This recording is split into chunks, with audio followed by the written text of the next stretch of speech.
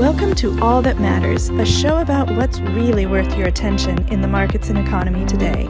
Join hosts Michael Antonelli and Ross Mayfield as they tackle the latest headlines and answer real questions from clients.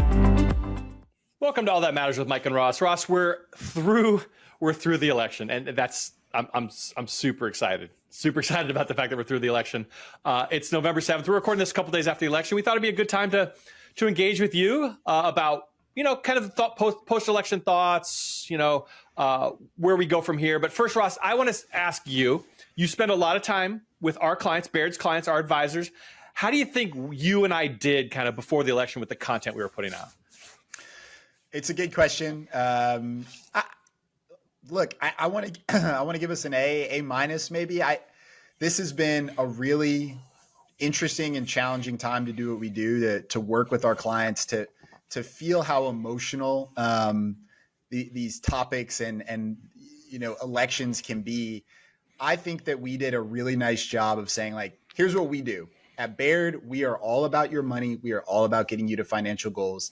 Here is what that has looked like through history. Here's what we think it'll look like going forward. I hope that we did it in a nonpartisan, clear-minded fashion. I feel good about what we did. I hope we helped some people out. What about you?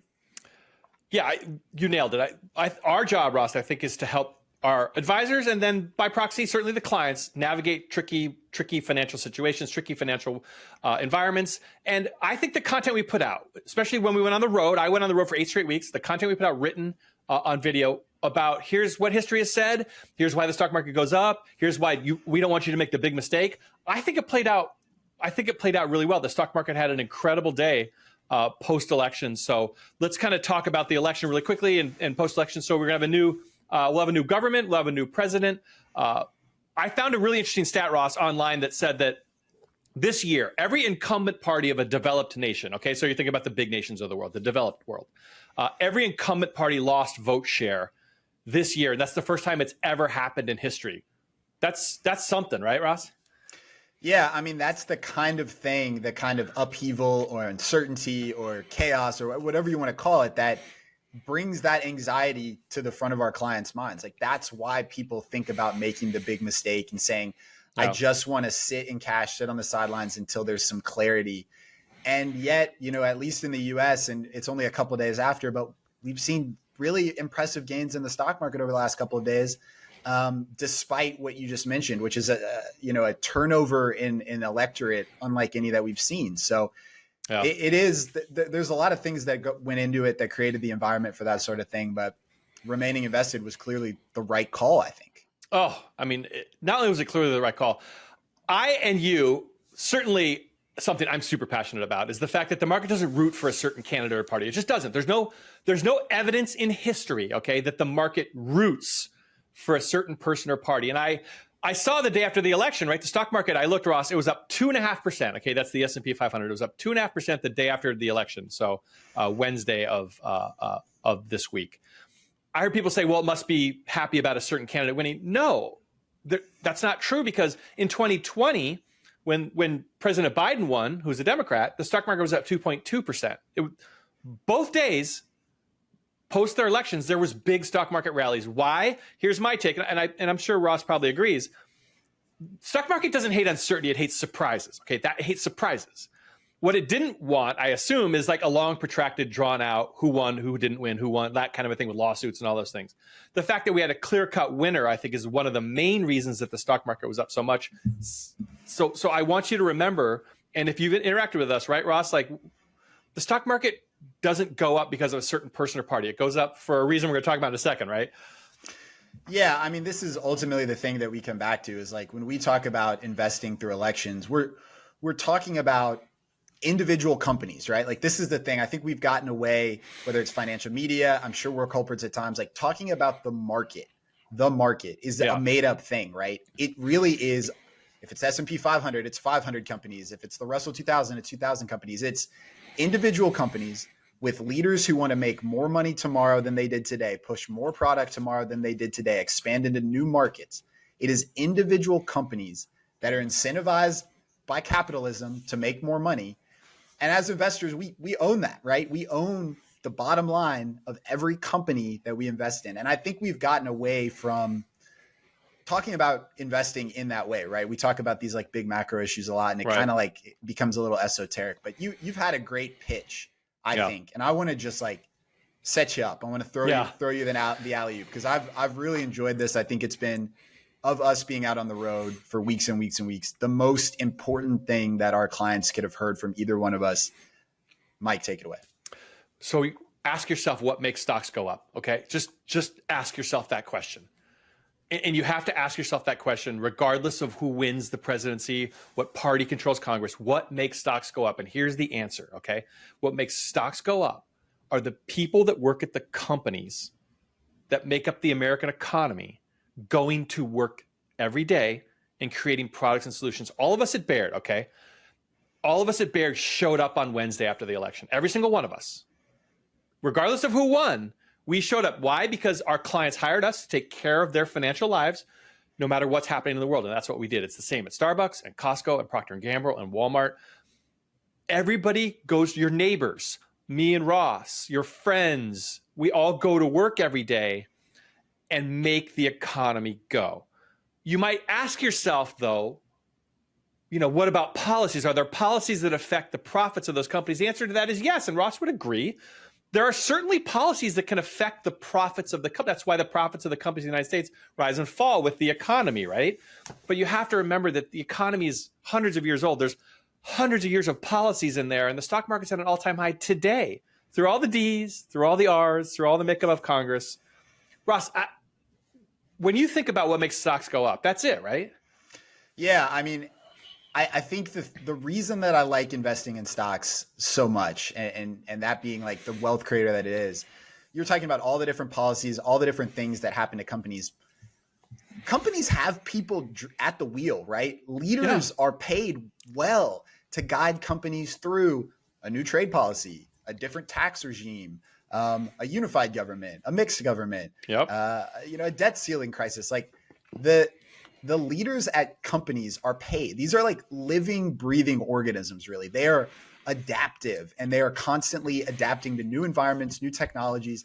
And there will be winners, there will be losers. I mean, that's why, diversification works in the end. But that's the thing about all these different regimes and environments. Yes, there might be different winners in the next couple of years than there were in the last couple of years, but the leaders of the companies are paid to adapt to those environments. And that's why I never think that there's a really great reason to just be out of, your investments for an extended period of time. Like, they are living, breathing things that are adapting to whatever is on the news that you're seeing about and scared about.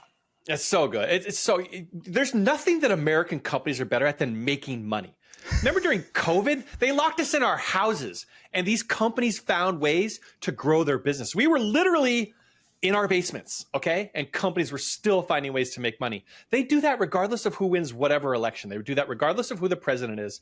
Yes, there are policies that can impact the profits of the companies in the United States, and that can impact the stock market. But again, I want to just hammer home Ross's point. They adapt to any environment. They adapt, and they find ways to make money because the people that work there are so good at what they do. And that's what you're investing in. When you open your Baird statement, when you open a stock market statement, what makes it go up are people going to work and creating products and solutions. It's not who sits in the White House, and it's not who won the previous election. It's just the dynamism and the incredible entrepreneurship of the United States of economy. And that will always be the case. So Ross, let's shift gears to like the last section here. Let's look a little bit into the future. Okay. We're now through this election. There's really not many catalysts left in the calendar year of 2024. There's a Fed meeting. And then we are entering seasonally a good time for the stock market. Ross will probably acknowledge that the best 3-month period of the stock market is generally November, December, and January. So we're entering a good time. What are we looking at in terms of policies, right? Like what's on the, what will be watching, Ross? Yeah, I mean, I think the big things for 2025 are going to be the extension of the 2017 tax cuts, right? And we have both an incredible policy team at Strategas and then an excellent tax and wealth planning team here at Baird that are going to help you navigate that. That's probably more important for like individuals than it is for companies. There's a lot of individual tax cuts in there. Debt ceiling, but really I think it comes back to like fundamentals, right? Are companies growing their earnings? I think that's going to be increasingly important here. Yep. And what do interest rates do? Because at the end of the day, that's the cost of money. That's the cost of doing business for all these companies that we're talking about. So, there's going to be a lot of noise, right? But ultimately, like interest rates, earnings, and then keep an eye on those policies, which we have our arms around for you. So I'm going to make a prediction, and like you guys know, I'm not big into the prediction game. I think it's very difficult. I think it's to say where something's going or what's going to happen is very, very fraught with peril, and there's no forecaster Hall of Fame. Let me just remind you of that. So here's my prediction, Ross, and this is coming from a long-term optimist and a long-term bull on the United States of America. I think at some point over the next 4 years, at some point, there will be a bear market in the next 4 years, and I'm going to say why. I'm going to tell you why. It's because every single president has had one during their presidency. If you went to any of my live events, if you engaged with Ross, or if you engage with any of our content, our election, All That Matters election video, you will have seen that every single president had a bear market during their tenure. Why? Because history happens to the person sitting in the White House. And for better or worse, they get blamed. The incumbent just saw that, right? No matter what's happening in the world, the incumbent takes blame for it. There will be a bear market because the world's a crazy place and it's chaotic. And there's always been a bear market during a president's tenure. We don't know when it will come, right? If you're like, oh, there's always going to be a bear market, why don't I wait for it? No, what happens if it's in year 4?